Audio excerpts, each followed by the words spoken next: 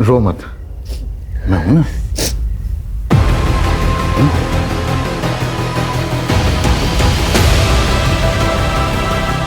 Sir ये क्या कर रहे हैं आप? क्या? Sir please sir, please please मत करिए मुझे। चिल्लाई तो नौकरी से निकाल दूंगा। सर प्लीज सर छोड़िए।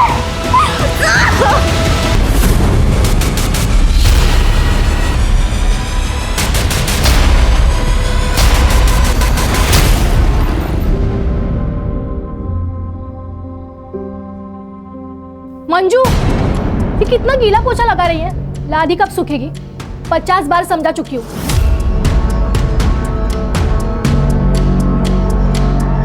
लेकिन तेरे दिमाग में ना कुछ घुसता ही नहीं है।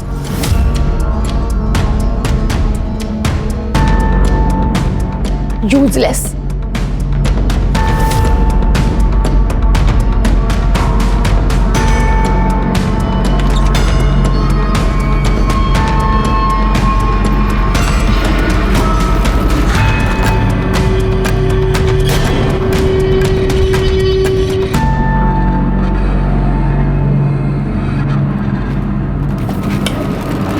क्या देख रही है? हर जगह पे नजर रहती है ना तेरी। जा काम कर।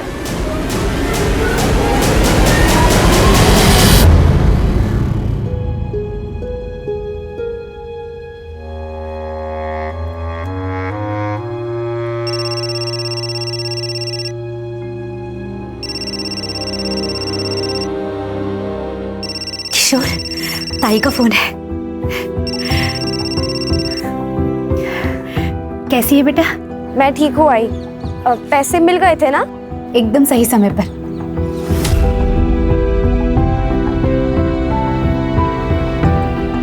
किशोर का सिलेंडर बस खत्म ही होने वाला था। क्या? तो किशोर ठीक है ना अभी? हाँ, तू अगर पैसे नहीं भेजती ना तो पता नहीं क्या होता। ओह आई। बेटा ये ले, किशोर से बात कर।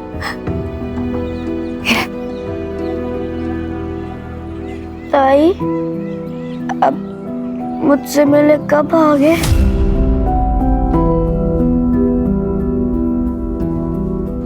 जल्दी आ जाऊंगी। तू ठीक हो जा, फिर मैं तुझे हवाई जहाज में ले चलूंगी। प्रॉमिस? प्रॉमिस। आई, मैं बाद में बात करती हूँ। हाँ, मुझे लेट हो रहा है।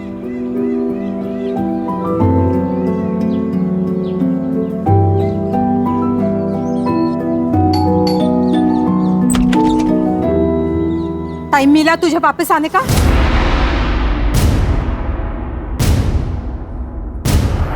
सॉरी भाभी, वो थोड़ा लेट हो गया। सॉरी भाभी, इतना लेट आई है, अभी घाई घाई में काम करेगी। नहीं भाभी, आप टेंशन मत लीजिए, मैं अच्छे से काम करूंगी। घाई घाई के चक्कर में ना कहीं गंदगी नहीं रह जाए। और हाँ, वो मीता के घर जाके आई या जाना बाकी है? नहीं भाभी, बाकी है। अभी तो मैं शिल्पा भाभी के घर से आ रही हूँ। सुन, तुझे ना पैसों की जरूरत थी, इसलिए वो शिल्पा के घर में काम करने बोला था। वो तेरा पार्ट टाइम है, ये फुल टाइम है। लेकिन तुझे मेरे घर के काम की और मीता के घर के काम की बिल्कुल चिंता नहीं है। लेट आती है, घाई घाई में काम करती है।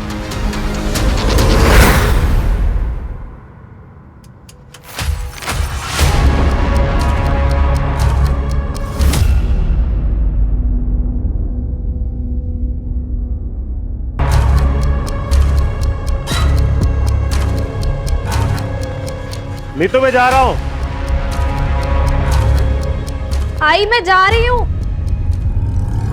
मंजू, चॉकलेट तेरे लिए, बाद में खा लेना, ठीक है? लेना, और आई को बोलना मत।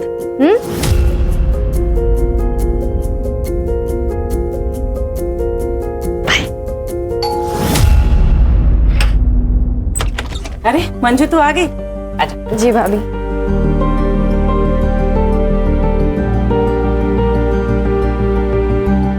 और नाश्ता किया मंजू तूने? नहीं भाभी। भूखे पेट काम करेगी तो ताकत कहाँ से आएगी तुझे? चलो, मैंने पोहे बनाए, जल्दी जल्दी पोहे खा लो। अरे नहीं भाभी, रहने दीजिए, वैसे भी आज बहुत काम है। अरे खा लो। नहीं भाभी, मैं कह रही हूँ ना। चलो रख दो वो काम वहाँ पे। अरे नहीं तू भाभी, बैठ जा। अभी झाड़ू फिर भाभी के घर नहीं, भी- बाद में करते हैं ना काम। तू बैठ जा, बैठ जा। चल पोहे खा ले, ठीक है? मैं आती हूँ।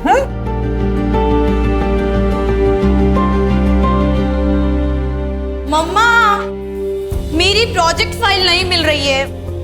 आपने देखी क्या? दीदी एक मिनट, मैं ढूंढ देती हूँ। You eat, sweetheart. I'll find it.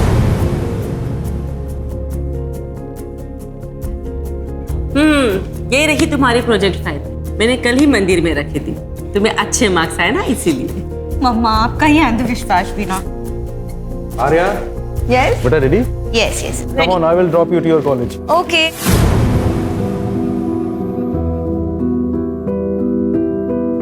Bye, मम्मा। बाय बेटा। Bye, bye, Manju.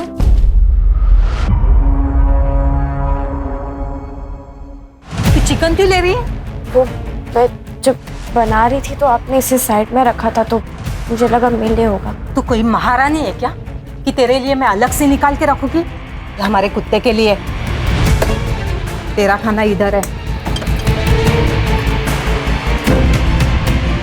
ये ले, गरम कर ले इसे। ये छोले तो मैंने पिछले हफ्ते बनाए थे ना, तो क्या हुआ? खाना फेंक दूं? खा ले चुपचाप। एक हफ्ते का पुराना खाना और तुमने खा लिया मंजू?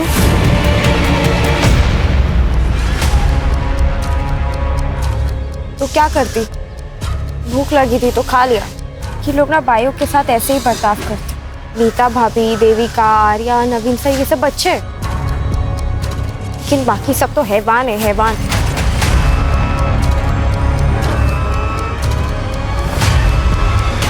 मंजू, क्या करे उधर? घर आके कुछ काम ही कर ले। क्या चक्कर क्या चल रहा है वो वॉचमैन देवेंद्र के साथ? सुन, अगर पेट से हो गई ना तो घर से बाहर फेंक दूंगी तुझे। नहीं भाभी, आप जैसा सोचो ऐसा कुछ नहीं है। अब मुंह बंद कर, जल्दी जाके सब्जियां लेके आ।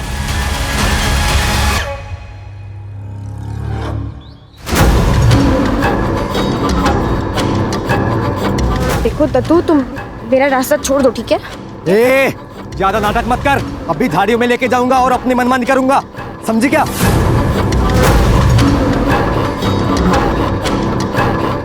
क्या बकवास कर रहा तू? तेरे को बकवास लगता है? हाँ, बकवास लगता है? तू ऐसे नहीं मानेगी।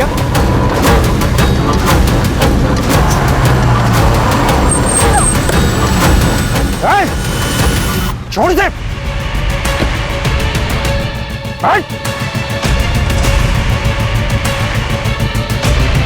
तो ठीक तो ना मंजू? मंजू, छोड़ूंगा नहीं मैं तुझे। चल घर चल, चल चल चल।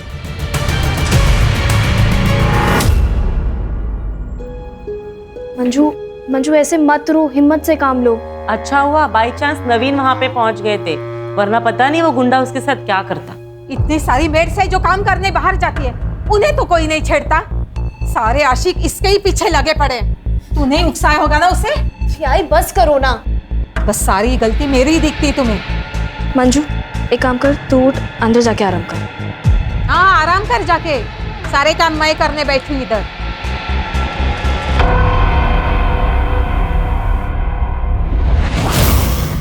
बेटा मेरी मजबूरी थी, नहीं तो तुझे काम पर कभी नहीं जाने देती।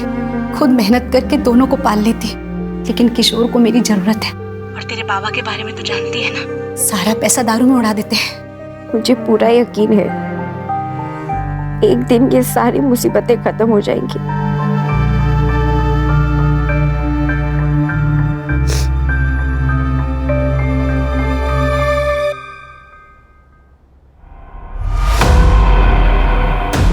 तूने अभी बेडरूम साफ किया ना? हाँ दीदी, मैंने अच्छे से साफ किया है। हाँ, और कबर्ड भी। तेरी नजर थी ना पैसों पे, पूरे 5,000 रुपए गायब हुए। कहाँ पे गए पैसे? नहीं दीदी, मुझे इस बारे में कुछ नहीं पता है। पैसे कहाँ पे? बता मुझे नहीं पता। दीदी आराम से पहले आप शांत हो जाइए। मैं क्या कह रहा हूँ, आप एक बार फिर से चेक कर लीजिए, क्योंकि मुझे नहीं लगता कि मंजू ने ऐसा कुछ किया होगा। नहीं सत्यम, मुझे पूरा यकीन है कि ये इसी का किया धरा है। नहीं दीदी, मुझे सच में नहीं पता। नहीं पता? तुम्हारी पर्स कहाँ पे? एक मिनट भैया, मैंने सच में नहीं लिए पैसे। अभी पता चल दीदी, मैंने नहीं लिए। मैंने ये क्या है? सत्या पुलिस को फोन लगाओ। दीदी दीदी दीदी दीदी पुलिस पुलिस पुलिस नहीं माफ कर दीजिए दीदी, मुझे पैसों की जरूरत, मैं चोर रही हूँ। ये सब नौटंकी ना मेरे सामने नहीं चलेगी, समझी? दीदी मैं क्या कह रहा हूँ, वैसे भी पहली बार गलती की है इसने, तो मैं सोच रहा हूँ कि इसे इस बार वार्निंग देकर छोड़ देते हैं। लेकिन ये पहली और आखिरी वार्निंग है, आइंदा से ऐसे कुछ किया ना तो सीधा जेल भेज दूंगी।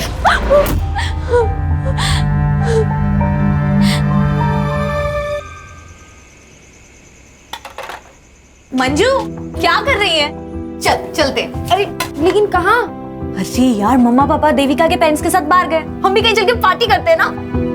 लेकिन दीदी हम जा कहाँ रहे हैं बताइए। अरे तुम बैठो, हम लॉन्ग ड्राइव पे जा रहे हैं। सिट।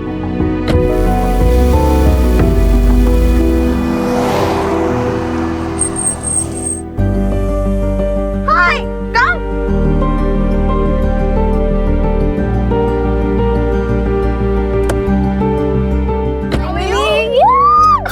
कैसी है? I am good. अरे इसी में लिए? हाँ यार चलो फिर मजा आने वाला है। चले मंजू चलो।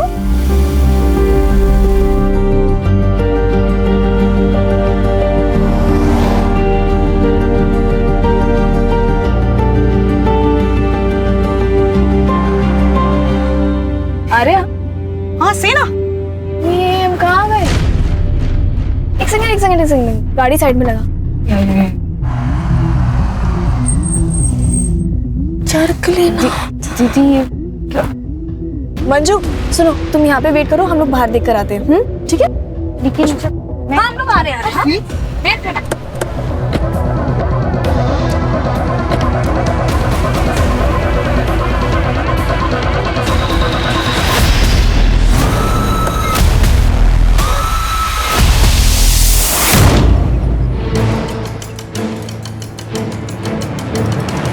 अरे तू अब तक मीता के घर काम करने गई नहीं?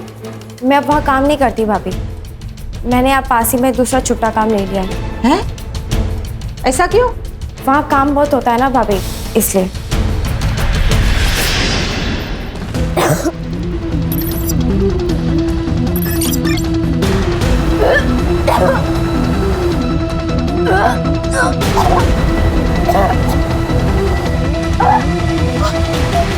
किसका पाप है तेरे पेट में? किसका पाप है? उस वॉचमैन का ना। बोलती क्यों नहीं? चिल्ला क्यों रही है? तो मंजू रो क्यों रही है? अपने कर्मों का भुगत रही है, पेट से महारानी। क्या? मंजू बता, बच्चे का बाप कौन है? बता। ना बताना ना बताए, वैसे भी हम कौन सा इस पाप को अपने घर पालेंगे। सामान बांध और निकल मेरे घर से। चल भाभी निकल भाभी।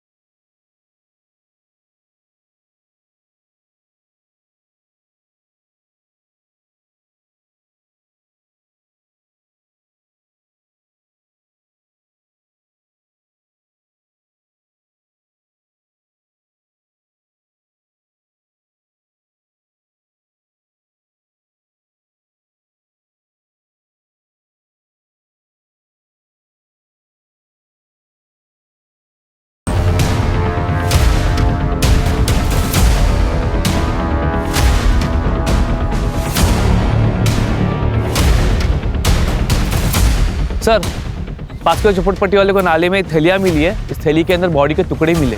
सर देखकर लगता है स्टैबिंग के बाद बॉडी के टुकड़े करके यहाँ पे डंप कर दिए। चेहरे की फोटो खींच के सारे महाराष्ट्र के पुलिस स्टेशन में सर्कुलेट कर दो और बॉडी को पोस्टमार्टम के लिए भेज दो। Okay sir.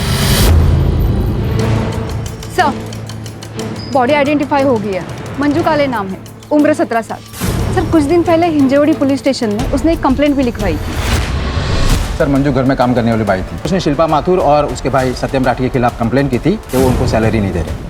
और उनका क्या कहना है? सर शिल्पा का ये कहना है कि मंजू ने उनके घर पे चोरी की थी। मंजू को उन्होंने रंगे हाथों पकड़ा भी था, इसलिए उसको बाद में नौकरी से निकाल दिया। ठीक है, ओके सर। सिर्फ शिल्पा और उसके भाई को बुला लो। सर चोर थी वो।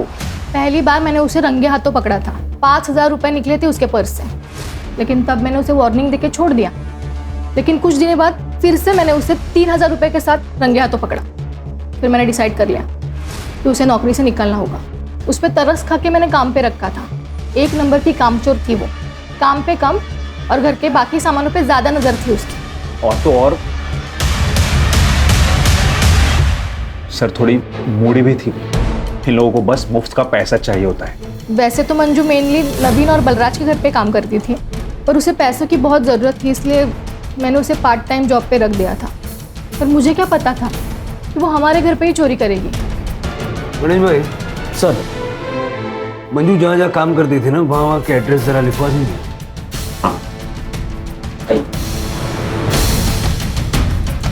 ये भाई बहन की डिटेल्ड बैक स्टोरी निकालो। सर, मंजू की postmortem report. Sir, postmortem report के हिसाब से मंजू की मौत 15 नवंबर की रात को 9 बजे से लेकर 12 बजे के बीच में हुई थी। और सर मौत का कारण है पेट में मल्टीपल स्टैबिंग।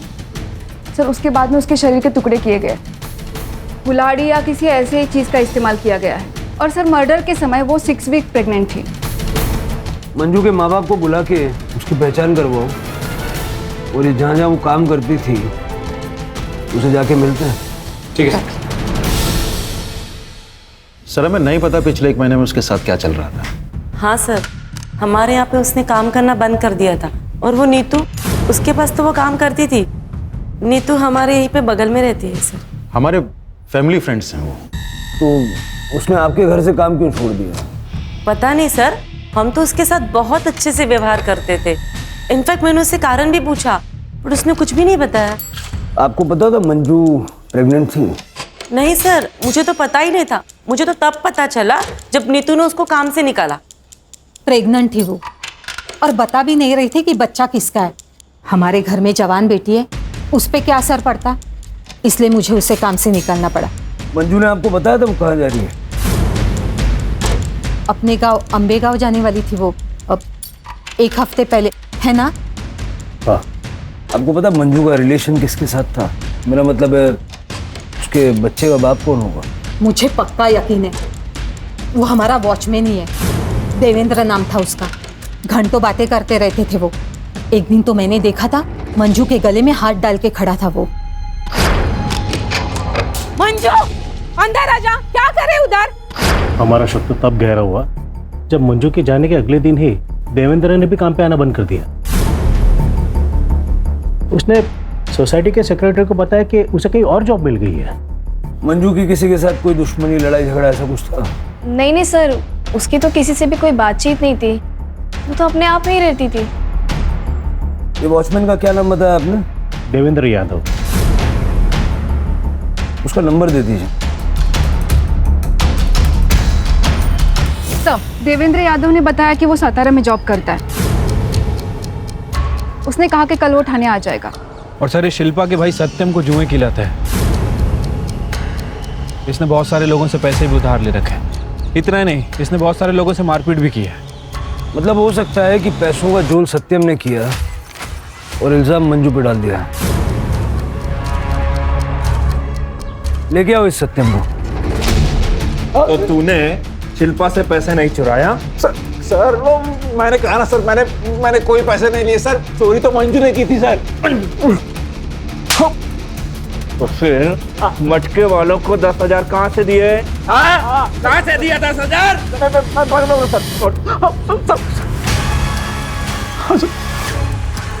मैं दीदी के कबड़ से छोटी छोटी अमाउंट लिया करता था सर, ताकि दीदी कभी नोटिस ना कर पाए। एक दिन मंजू ने मुझे ऐसा करते हुए देख लिया सर।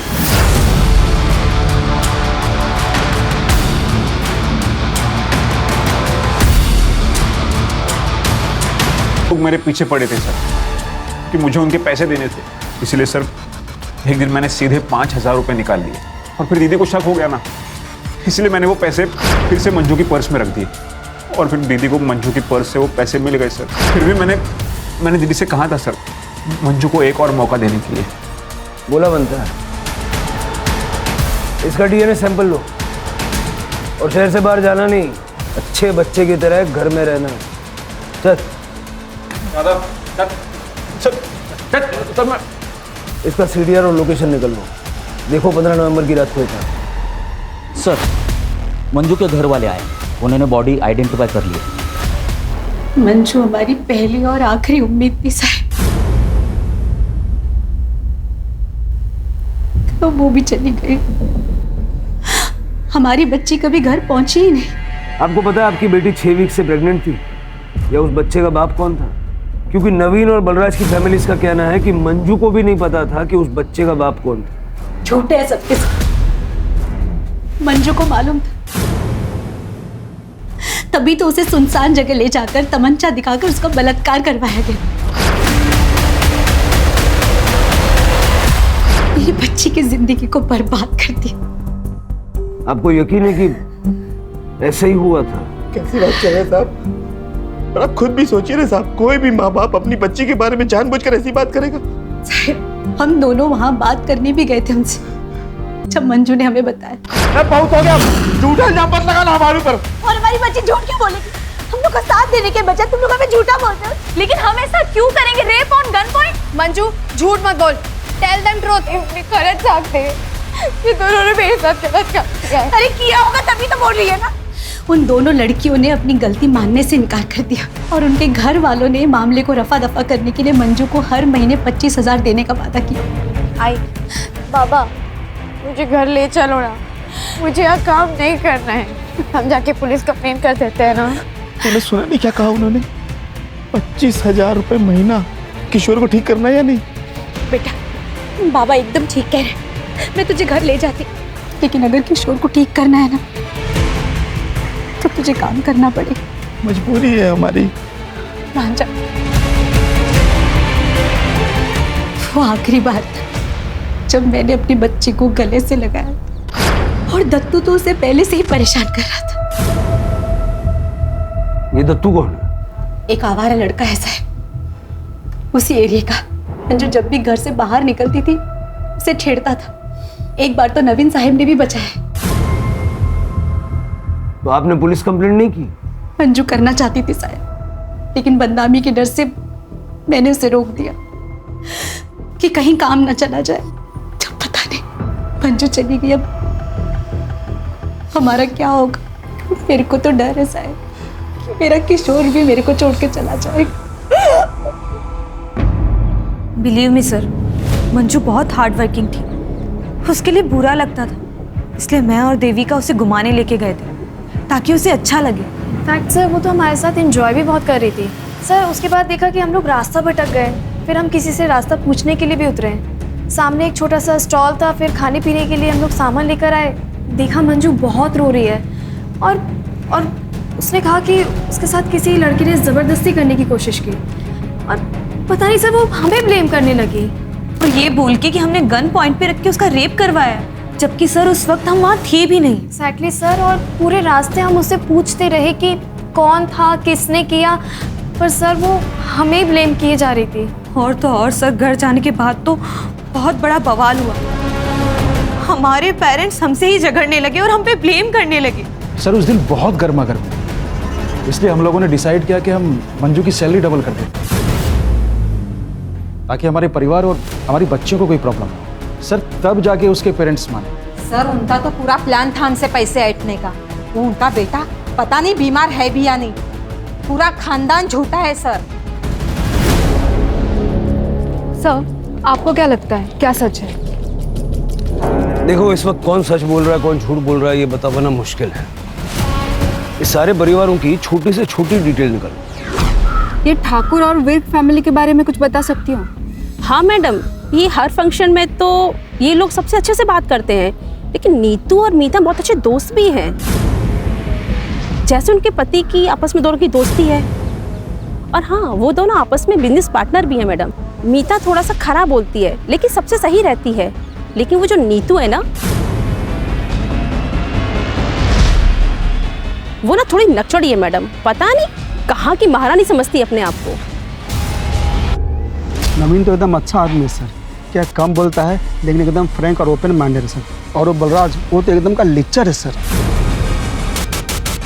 एक बार तो मैंने उसे अपने बेटे को तारते हुए भी देखा था, तब से मैंने अपने बेटे को मना कर रखा है उसके हमने से बात न करें।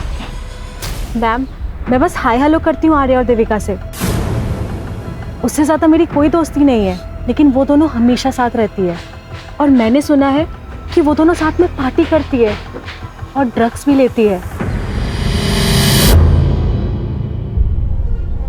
आ गए आप लोग। किशोर को मैंने खाना खिलाने की बहुत कोशिश की, जरा सा ही खाया उसने, आप खिला देना। ठीक है।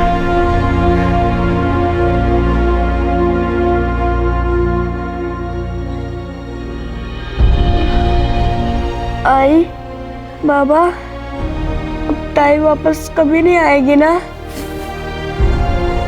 आई तुम रो क्यों रहे हो? ताई नहीं आएगी? ताई तेरी याद आ रही है, आई मिस यू ताई। हो सकता है ये दोनों फैमिली झूठ बोल रहे हैं, इनको पता है कि मंजू का रेप किसने किया, या फिर ये दोनों लड़कियां झूठ बोल रही हैं और इनका परिवार इनकी मासूमियत पे भरोसा कर रहा है। सर ऐसा भी हो सकता है कि सावित्री और गंगू झूठ बोल रहे हैं। हो सकता है कि इन लोगों ने ब्लैकमेल करके अच्छा पैसा बनाने की सोची, या फिर मंजू उतनी सीधी थी ही नहीं, इसलिए ये दत्तू टाइप के लड़के उसके पीछे पड़े रहते। बहुत कंफ्यूजिंग है सर। दत्तू मिला क्या? सर अभी तक नहीं। वो और उसकी बहन योगिता दोनों अंडरग्राउंड है। सर पता चला है कि योगिता से पहले वो विर्क और ठाकुर फैमिली में काम करती थी, लेकिन सर बीमारी के कारण वो काफ़ी छुट्टियां ले रही थी, इसलिए उन्होंने योगिता को हटा के मंजू को परमानेंट काम पे रख लिया था।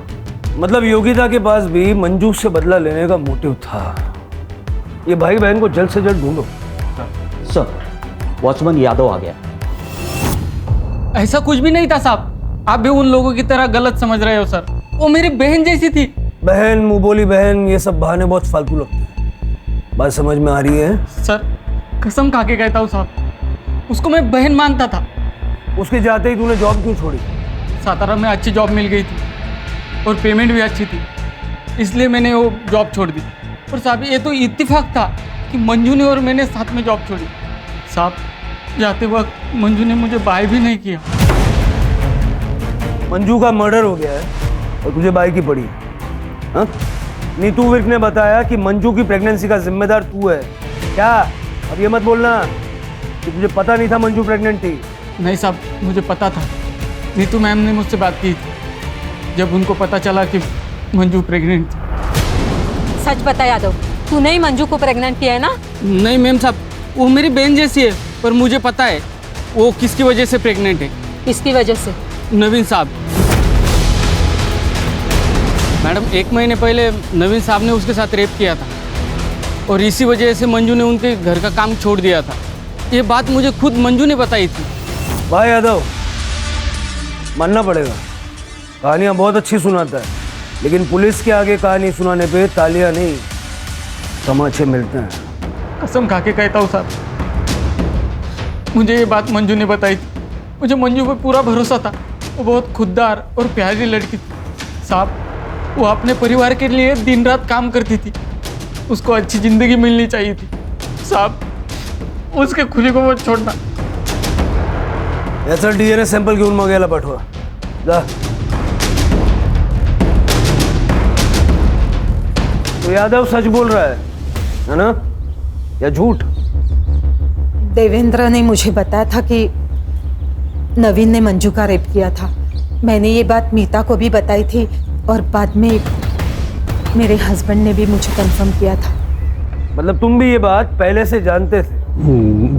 जी सर, नवीन ने 1 महीने पहले ही मुझे बताया था। जिस रात मंजू ने लड़कियों पे इल्ज़ाम लगाया कि गन पॉइंट पे उसका रेप करवाया गया। क्या तूने मंजू का रेप किया? हाँ यार, कल रात को मैं लेट घर पहुंचा था और मैंने थोड़ी सी ड्रिंक भी कर रखी थी। मंजू ने जब मुझे बताया कि किसी ने गन पॉइंट पे उसका रेप किया तो यार मैं अपने ऊपर कंट्रोल नहीं कर पाया। मैं आउट ऑफ कंट्रोल हो गया था। और सच बताऊं तो मुझे उसके ऊपर गुस्सा भी था यार। उसने बेवजह हमारी बच्चियों को इस इसमें घसीटा है। यार मैं तो सिर्फ कंसोल करने की कोशिश कर रहा था यार, बस। बैठ, रो मत, मैं हूं ना।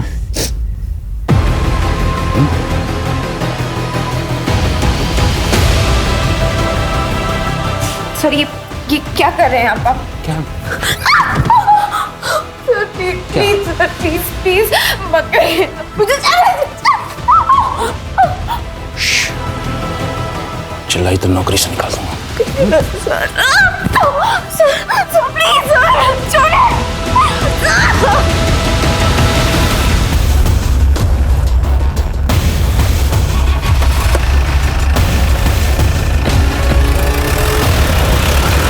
पता है, किसी के चेहरे पे तो जाना ही नहीं चाहिए। किसे पता था कि नवीन एक रेपिस्ट होगा? सर, दत्तू और उसकी बहन योगिता मिल गए हैं। गांव में छुपे हुए थे, कांस्टेबल जादव लेकर आ रहे हैं। सर, सत्यम राठी के इस लोकेशन हिसाब से 15 नवंबर की रात को वो अपने घर पे ही था। और सर उसके डीएनए भी फीटस से मैच नहीं हुए हैं। ये यादव की डीएनए रिपोर्ट आई? सर वो अभी तक आए नहीं है।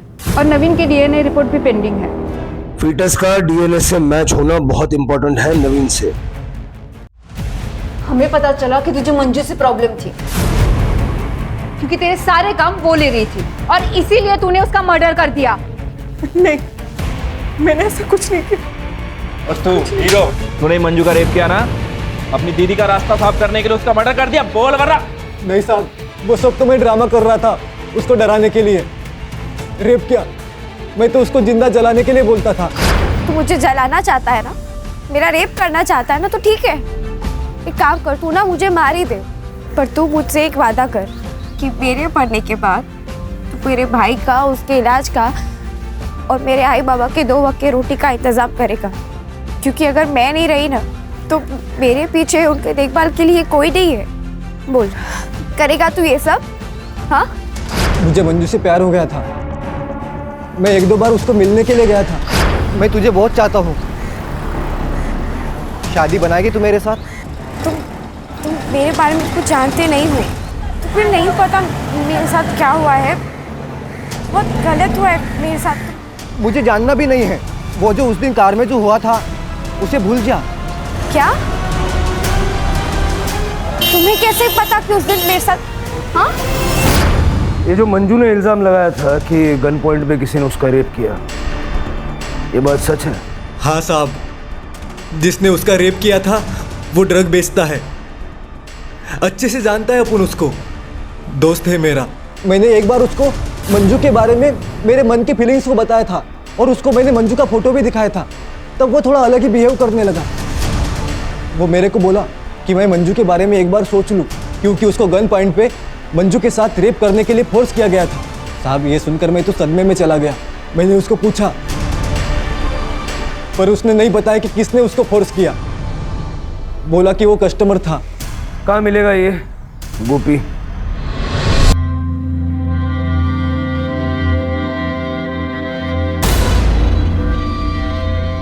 शादी को देना, ठीक है?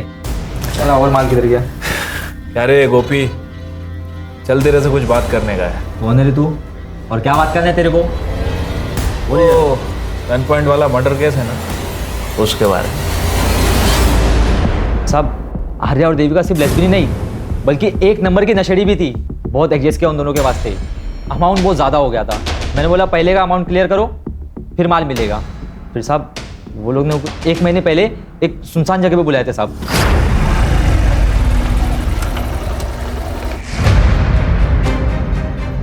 कहाँ है मेरे पैसे? गाड़ी में।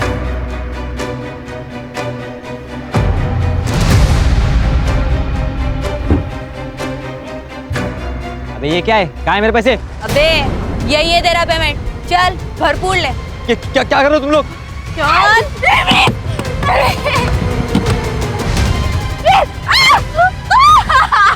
अबे चल मजे कर। नहीं प्लीज, दीदी दीदी प्लीज आने दो, प्लीज आने दो। फिर साहब वो दोनों मिलकर मुझे ब्लैकमेल करना चालू कर दिए। बोली कि अगर फ्री में ड्रग नहीं देगा तो तेरी ये वीडियो वायरल कर देंगे। मैं क्या करता साहब? ये वीडियो देख लीजिए साहब, उन दोनों ने मुझे भेजा था। इसका डीएनए सैंपल लो। आणि आत ठेवायला. सर मेरे को क्यों सर आप सर प्लीज सर. तो ये वीडियो सच है? तुम दोनों ने मिलकर गोपी को फोर्स किया कि वो मंजू का रेप करे? जी मैम, हम ये वीडियो दिखा के फ्री पे ड्रग्स लेंगे. और वो गन कहाँ से आई? सर वो गन नकली थी. हाँ सर, ये देखिए हमने ऑनलाइन ऑर्डर की थी. ये देखिए गन नकली थी सर.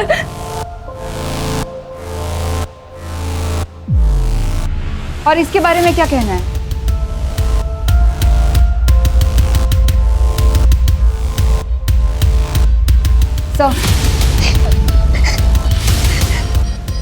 बच्चे क्या कर रहे हैं, कभी जानने की कोशिश की आपने?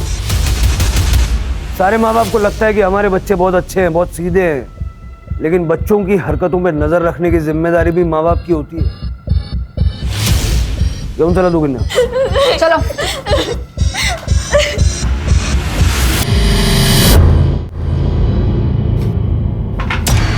क्या कर रही है? किशोर की दवाई के पैसे. तो मैं क्या करूं? मैं क्या करूं मतलब? क्या बोलने की कोशिश क्या कर रहे हो? अरे जाऊंगा मैं. तुम्हारी वजह से मेरी ताई चली गई. तुमने मेरी ताई को मार डाला. मास्क लगा बेटा, मास्क लगा, मास्क लगा. ऐसे नहीं बोलते बेटा. मास्क लगा, मास्क लगा, मास्क लगा, मास्क लगा.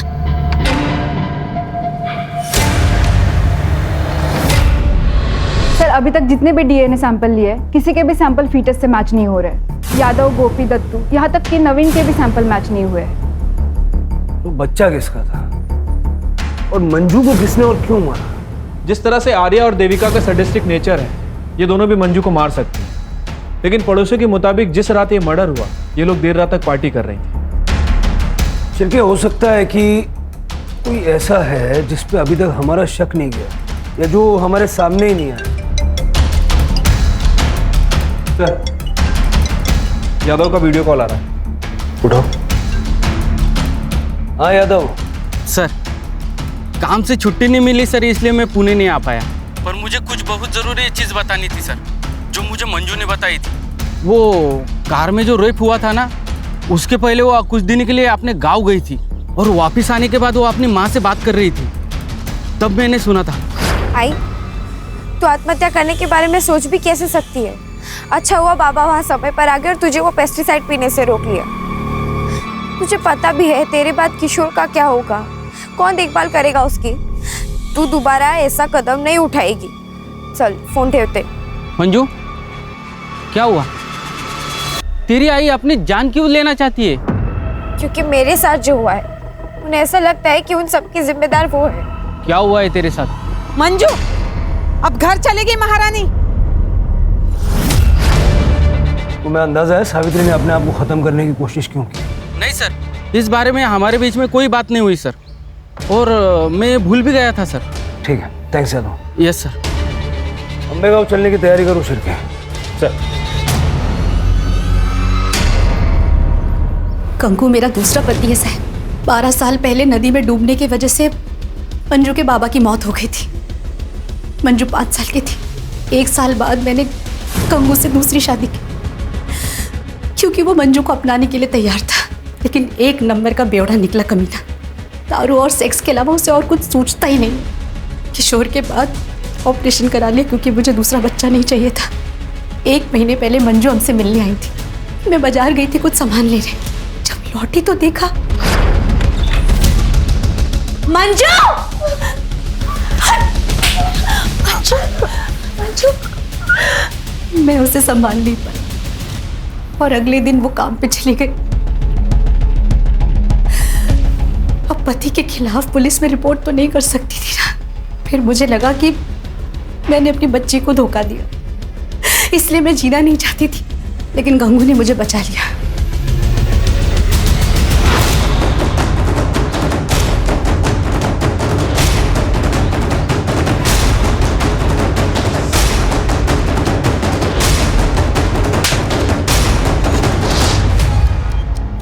सर, जैसा कि सावित्री ने बताया था, गंगू ने ही मंजू का रेप किया है. सर, फीटस डीएनए के लिए भेज दिया है. सर 15 नवंबर का सीसीटीवी फुटेज मिल गया है. तालाब पे जाने वाले रोड का सीसीटीवी फुटेज.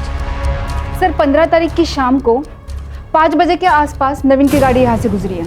लेकिन नवीन ने तो कहा था कि उसकी गाड़ी बलराज लेके गया था खंडाला बिजनेस मीटिंग के लिए और रात को लौटा था। नहीं सर, वो झूठ बोल रहा है। ये देखिए दूसरे कैमरे के सीसीटीवी फुटेज। लेके आओ दोनों को।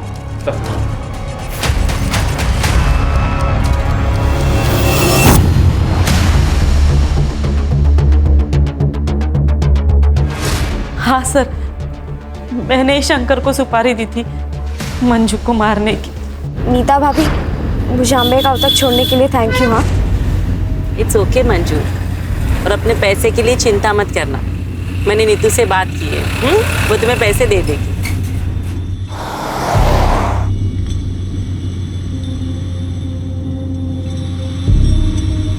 ये हम कहाँ जा रहे हैं? कि मेरे गांव का रास्ता तो नहीं, हम कहाँ जा रहे हैं? क्या हो गया? गाड़ी क्यों रोक दी?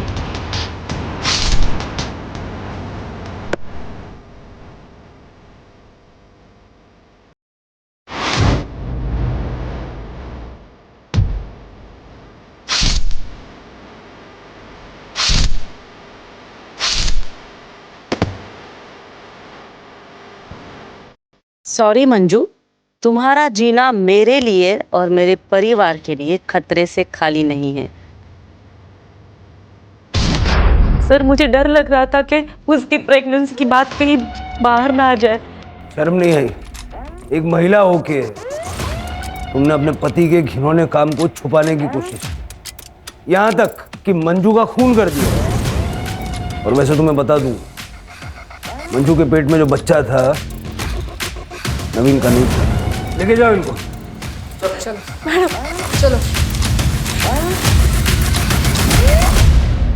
Thank you. जब भी पुणे आओगे मिलना जरूर, ख्याल रखना। सर, गंगू का डीएनए फीटस से मैच हो गया है, जैसा कि देवेंद्र को प्रॉमिस किया था। मंजू को इंसाफ दिला दिया सर। सर, वो किशोर काले, मंजू का भाई, उसकी डेथ हो गई। सर, जब से हम अम्बे गांव से वापस आए तब से उसने ऑक्सीजन सप्लाई और दवाई लेने से मना कर दिया था। संभालो अपने आप को। सर, अगर ये सो कॉल्ड पढ़े लिखे लोग मंजू को जिंदा रहने देते तो कम से कम किशोर तो जिंदा होता। फिर के हमारी सर्विस में इमोशन का कोई काम नहीं। वैसे तो हम काम ही नहीं कर पाएंगे। अब यही प्रार्थना करो कि वो दोनों भाई बहन जहाँ कहीं भी हों खुश हों।